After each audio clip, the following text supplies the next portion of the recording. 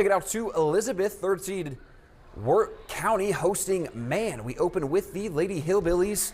Short jumper is good. Wirt, though, leads by a lot.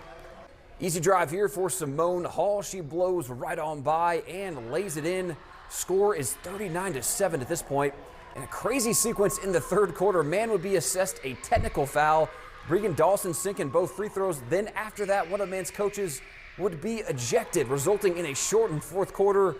And here in that fourth quarter, how about Riley Nolan draining the jumper? Home crowd going crazy, loving it. Lady Tigers advance comfortably to the regional final.